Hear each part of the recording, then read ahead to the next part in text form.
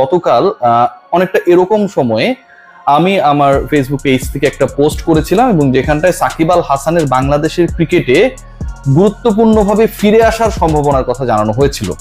এবং সেই পোস্টে একটা ব্যাপার খুবই ক্লিয়ার করা হয়েছিল যে সাকিব আল হাসানকে বাংলাদেশ ক্রিকেট বোর্ড অ্যাওয়ে সিরিজগুলোতে খেলাতে চায়।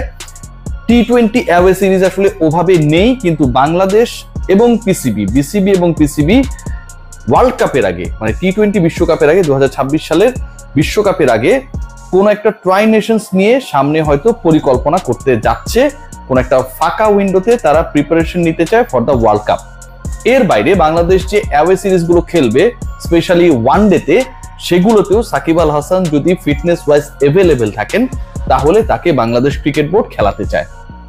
এই আলোচনাটা করার পর অনেকে ইনবক্স করেছেন যে ডিটেলস নিয়ে যেন আমি একটু আপনাদের সাথে শেয়ার করি। এর মাঝখানে অনেক ধরনের ডিসকাশনস হচ্ছে যে সাকিব আসলে ফিরছেন কিনা। আজকে একদম লেটেস্ট আপডেট যেটা, ইফতেখার রহমান মিঠু বাংলাদেশ ক্রিকেট বোর্ডের মিডিয়া কমিটি এবং আম্পায়ারিং ডিপার্টমেন্টের চেয়ারম্যানের দায়িত্ব পালন করছেন, তিনিও কিন্তু মিরপুরে, আমিও সেখানটায় ছিলাম, সংবাদ সম্মেলনে জানিয়েছেন সাকিব আল হাসানের ফেরার পথ খোলা রয়েছে। এখন প্রশ্ন হচ্ছে যে বাংলাদেশ ক্রিকেট বোর্ডের কর্তারা এই যে বক্তব্যগুলো দিচ্ছে সাকিবকে ফেরানো নিয়ে, বিভিন্ন যে পরিকল্পনাগুলো, বিভিন্ন যে ওয়ে আউট গুলো বলা হচ্ছে, এগুলো আসলে কি শুধু বলার জন্য বলা, নাকি সাকিব আল হাসানকে বাংলাদেশ ক্রিকেট বোর্ড সত্যি সত্যি বর্তমান বাস্তবতায় জাতীয় দলে আবারও ফেরাতে চান?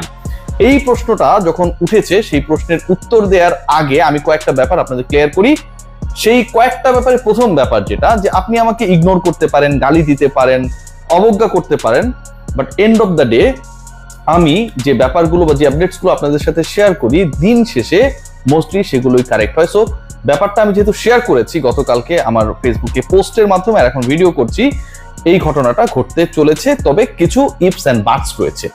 ঘটনা আসলে কি, ঘটনা এর আগে যে আলোচনাটা কোথাও ছিল না, সেই আলোচনাটা শুরু হয়েছে এবং আমি খুব নিশ্চিতভাবে 100% আমি জেনে আপনাদের সাথে শেয়ার করছি। সাকিব আল হাসান বাংলাদেশ ক্রিকেট বোর্ডের গুরুত্বপূর্ণ কর্তা যারা রয়েছেন, যারা ডিসিশন মেকিং এ রয়েছেন, খুব বেশি আসলে মানুষজন এই মুহূর্তে জড়িত না, তাদের সাথে তার ইচ্ছার কথা শেয়ার করেছেন এবং এটা খুবই স্বাভাবিক। তিনি বাংলাদেশের জার্সি গায়ে খেলতে চান এবং আন্তর্জাতিক ক্রিকেটটা বাংলাদেশের জার্সিতেই শেষ করতে চান। পলিটিক্যাল সাকিবকে আপনি হেড করতে পারেন, বিজনেসম্যান সাকিবকে আপনি হেড করতে পারেন, শেয়ার বাজারে যিনি ইনভেস্ট করে বিতর্কিত হয়েছেন, বিতর্কিত ব্যক্তিরা যার বন্ধু, যার সঙ্গ দিয়েছিল একটা সময় বিভিন্ন বিজনেস ইনভলভমেন্টে, তাদেরকে আপনি হেড করতে পারেন। But you can't hate, you can't avoid, you can't ignore Shakib Al Hasan as a cricketer. সেই সাকিব আল হাসান, ক্রিকেটার সাকিব আল হাসান, তিনি বাংলাদেশের জার্সি গায়ে ব্যাক করতে চান এবং এই ব্যাপারটায় বাংলাদেশ ক্রিকেট বোর্ডের ভূমিকা তিনি তার মতো করে চেয়েছেন।